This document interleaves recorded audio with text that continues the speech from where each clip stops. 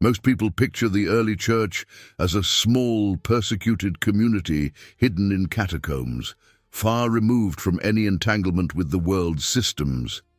The reality was something else entirely. What was actually happening in Thyatira demanded an impossible choice. Either you abandoned your trade and watched your family starve, or you attended ritual banquets involving sacred prostitution to keep your livelihood intact. This is the story you were never told about the most overlooked church in the book of Revelation. Consider the geographic position of that city. Thyatira sat in the western region of Asia Minor, in the Roman province of Lydia, positioned exactly between Pergamum and Sardis, along the imperial road connecting the interior to the port of Smyrna. It was not a capital. It had no monumental imperial temple. Provincial governors did not stop there. It was simply a commercial way station ringed by gentle hills and cut through by the Lycus River. And yet it was precisely in this politically unremarkable city that Christ sent the longest of the 7 letters in Revelation, 22 dense verses, more than to Ephesus, more than to Smyrna, more than to any other community addressed. Consider the economic reality of that population. Thyatira lived and died by its trade guilds. At least 9 professional associations have been documented through archaeological inscriptions. Dyers, bronze workers, potters, bakers, tanners, tailors, honey bread makers, slave traders, and leather workers. Each of these guilds had its own patron deity. Each held monthly banquets in honor of its protective god, and each of those banquets included 2 non-negotiable practices: eating meat sacrificed at pagan altars and participating in sexual rituals with temple priestesses consecrated to the deity. It was not optional. Whoever refused to participate lost the right to practice the trade. Without guild membership, no craftsman could purchase raw materials from official suppliers, no merchant would agree to a contract, and no client would open his door to receive the product. Economic expulsion was immediate. Bankruptcy followed within months. A man would watch his children go hungry, while the idolatrous neighbor across the street prospered without a moment's anxiety. And it was precisely in that environment that Christianity in Thyatira took root. The earliest recorded evidence of the Christian faith in that city appears in the book of Acts, chapter 16, verse 14. The text introduces a woman named Lydia, a dealer in purple cloth, originally from Thyatira, who was converted by the Apostle Paul in the city of Philippi in Macedonia.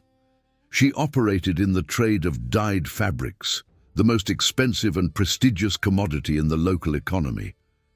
Consider the economic scale of that market. A single garment dyed entirely with genuine purple cost the equivalent of 3 full years of wages for an ordinary day laborer. The purple of Thyatira was not produced from the murex sea snail used by the Phoenicians. It was extracted from a red root called Rubia tinctorum, commonly known as madder, which grew in the plains of the Lycus River Valley. The process required soaking the root for 7 days in copper barrels, followed by 14 additional days of fermentation, extended boiling, and fixation using mineral mordants. Each kilogram of dyed fabric consumed approximately 8 kilograms of dried root and 72 liters of water treated with specific chemical compounds. This technical knowledge was jealously guarded by the Dyers Guild. Note the crucial detail. To participate in that guild, a dyer was required to swear allegiance to the god Apollo Tyrimnios, the city's official patron deity, depicted on local coinage as a mounted warrior wielding a double axe. The oath included offering bread and wine before the god's statue at least once a month during the guild banquet. Anyone who refused was branded as impious, stripped of his professional registration, and had his name removed from the official rolls. The stigma followed a family's surname for generations. The Christian in Thyatira lived with that tension every single day. Measure the moral conflict. On one side, the family had to eat, children needed clothing, rent had to be paid. On the other side, attending the banquet meant eating meat consecrated to demons, and in many cases, sleeping with sacred prostitutes dedicated to the temple.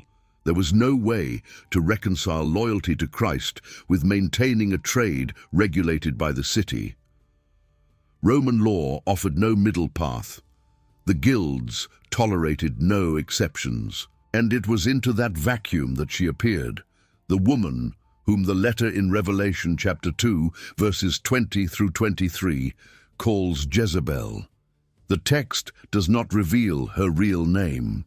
That label was a direct reference to the Old Testament queen who, in the 9th century before Christ, married King Ahab and introduced the cult of Baal into Israel, as recorded in 1 Kings, chapters 16 through 21.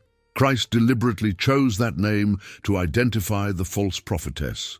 It was not a random accusation, it was precise theological diagnosis.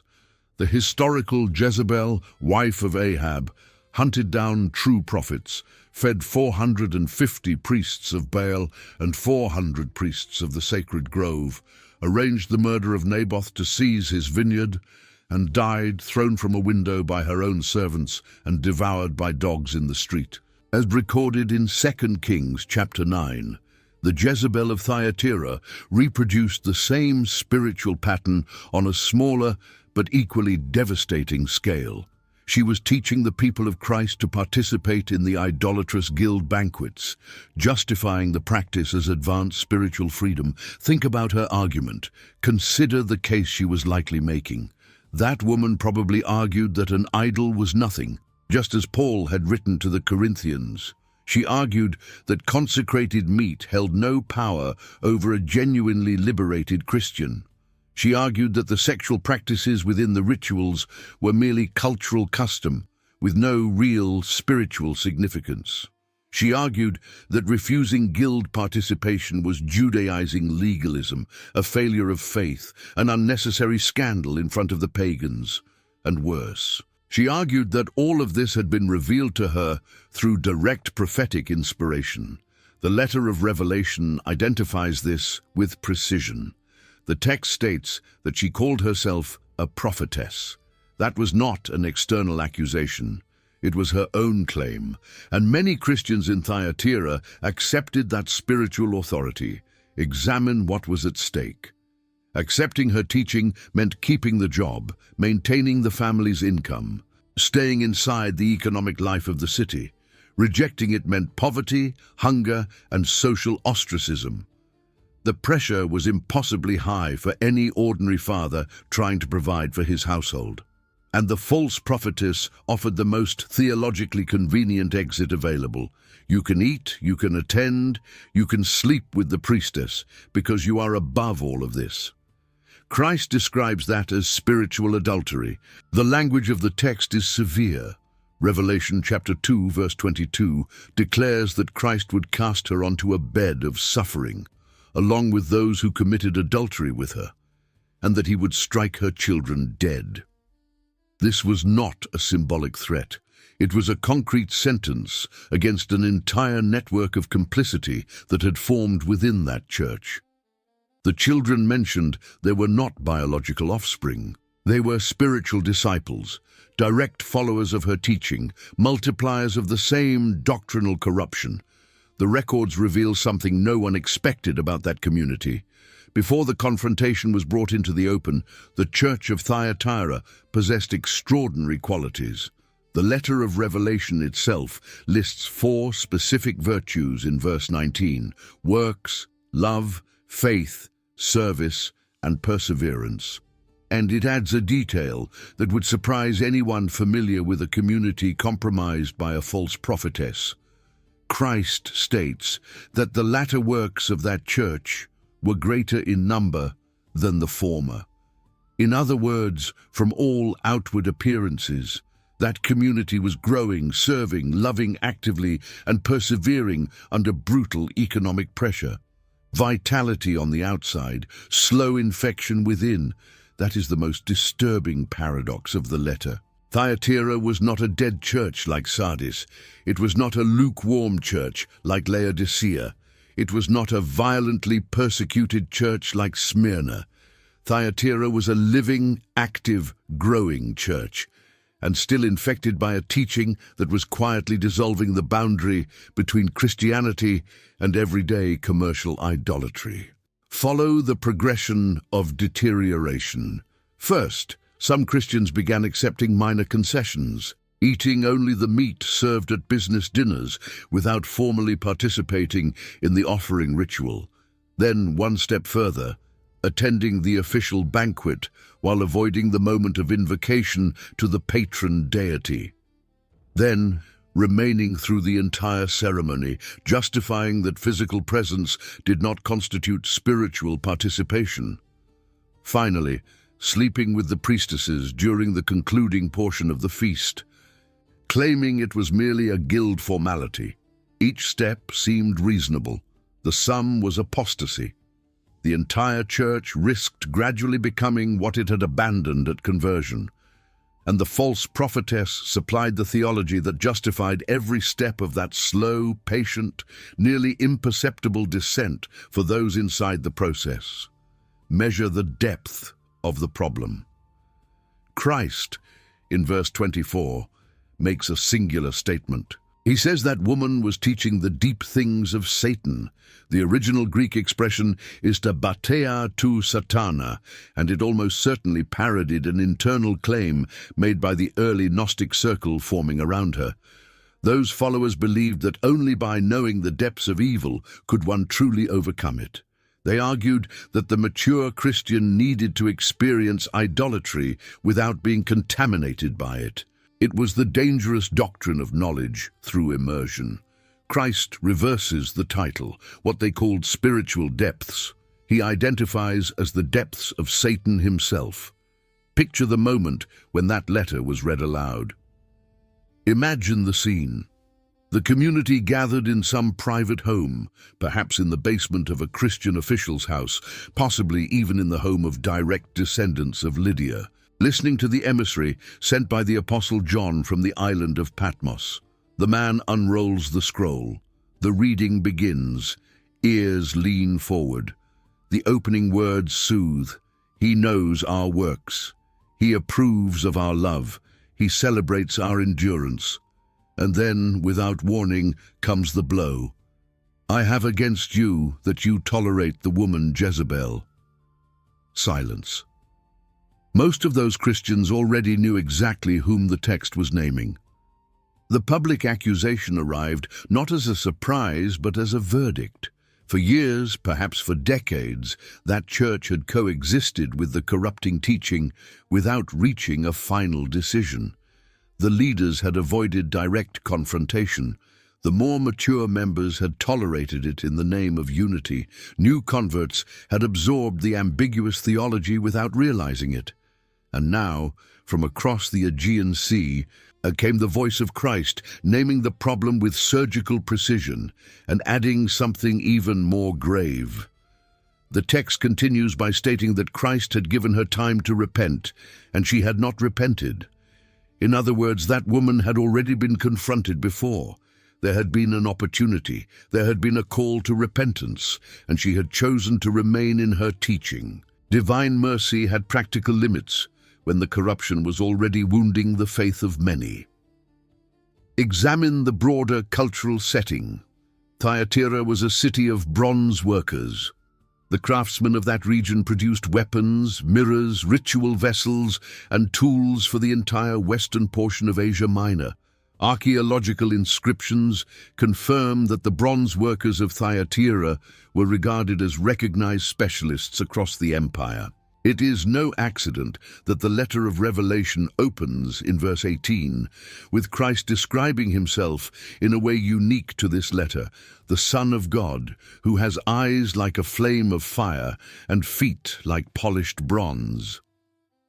That image was precise reading for that city. Feet of polished bronze evoked the local metalworking directly. Eyes of flame recalled the smelting process every bronze worker in the city knew in intimate detail.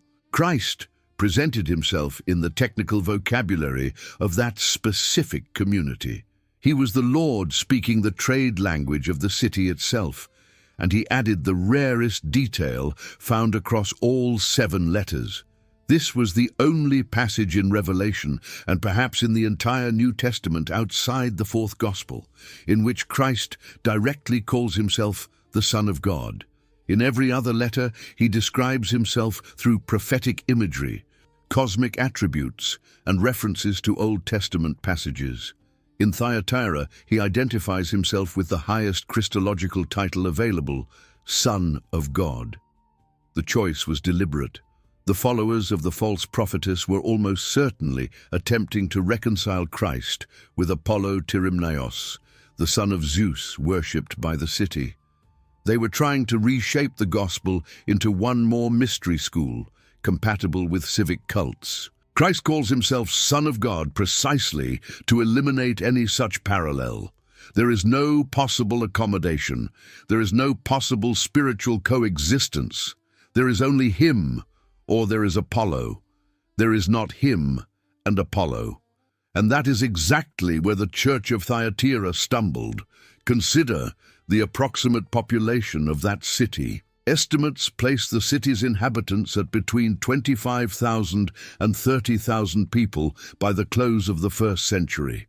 Within that population, Christians represented probably fewer than 400 individuals distributed across 10 or 12 house churches.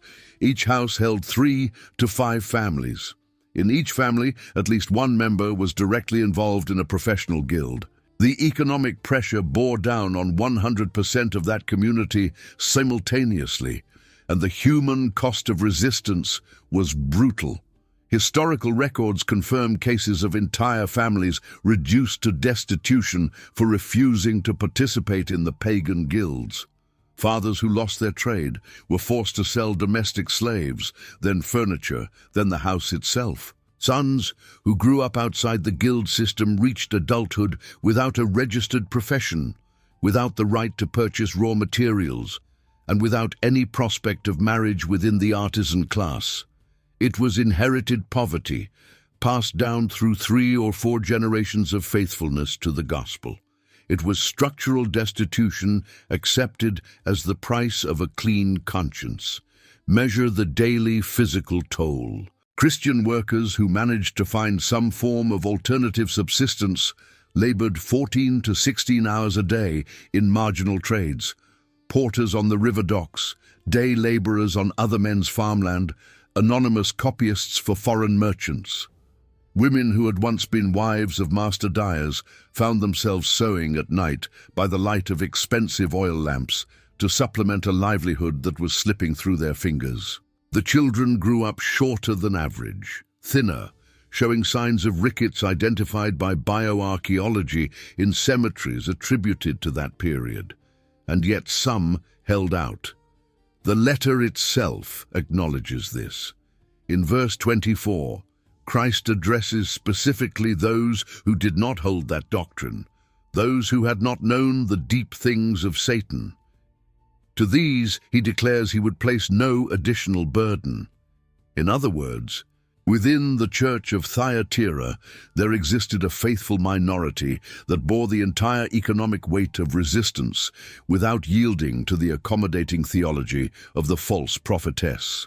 That minority was squeezed between the idolatrous culture pressing in from outside and the corrupting theology operating from within. It was the most difficult position any Christian could occupy in the 1st century. Examine the final promise made to that minority. Verse 26 declares that whoever overcame and kept Christ's works until the end would receive authority over the nations, ruling them with an iron scepter, shattering them like clay vessels, in direct quotation from Psalm 2, verse 9.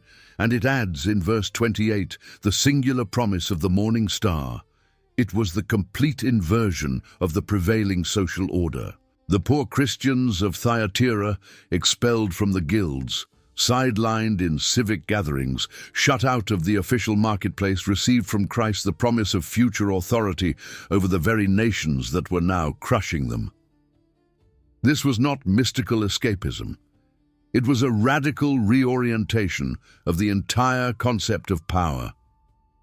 The morning star was a direct reference to Venus, the celestial body that appeared on the eastern horizon before dawn, announcing the coming of day. The Romans worshipped Venus as the goddess of love and beauty. The imperial elite used the title Stella Matutina as a symbol of political sovereignty. Christ redirects the emblem. The morning star does not belong to the emperor.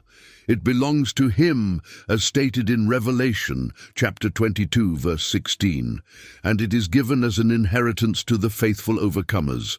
Follow the historical aftermath of that community. The Church of Thyatira survived for centuries after the letter of Revelation was written. Ecclesiastical records from the 2nd and 3rd centuries confirm the continued presence of Christians in the city.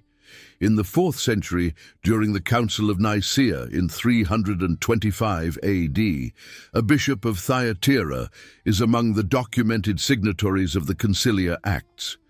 The community endured the persecutions of Diocletian, navigated the transformations of the empire, and remained active until the Ottoman conquest in the 14th century. The city itself, known today as Akhisar in western Turkey, still exists as an urban center of approximately 120,000 inhabitants. Archaeological excavations have confirmed the presence of the Roman colonnaded street, the remains of pagan temples, and inscriptions associated with the professional guilds referenced indirectly in the records of Revelation. The ruins of the ancient stadium remain visible. The layout of the dyers' guilds continues to be a subject of academic study to the present day. But the specific church that received that letter disappeared centuries ago, and that is precisely what makes the content of that message still more penetrating. That community had everything needed to endure as a theological landmark of Asian Christianity. It had works, love, faith, service, and perseverance. It had commercial connections reaching across the entire known world. It had the earliest recorded roots of faith among all the cities addressed in Revelation.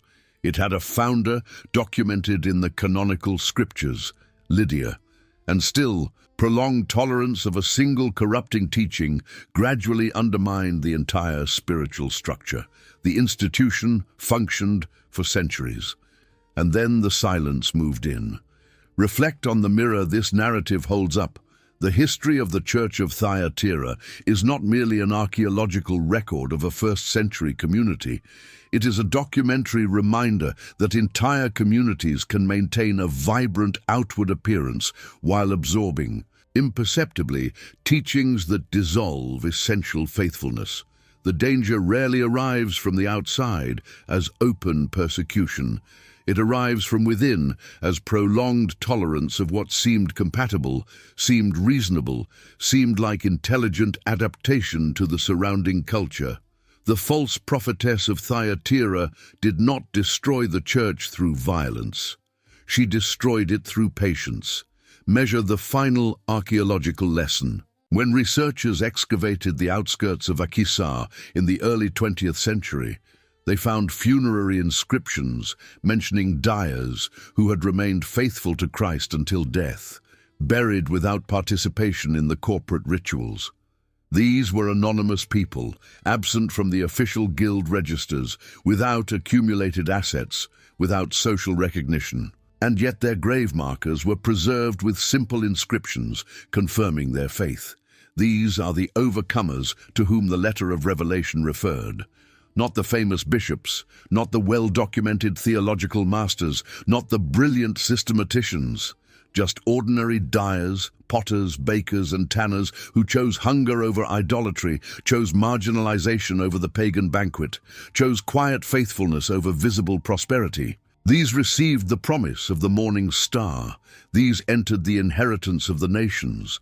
These remain identified, nameless in the historical record, yet known, in the memory of the Son of God, who has eyes like a flame of fire and feet like polished bronze.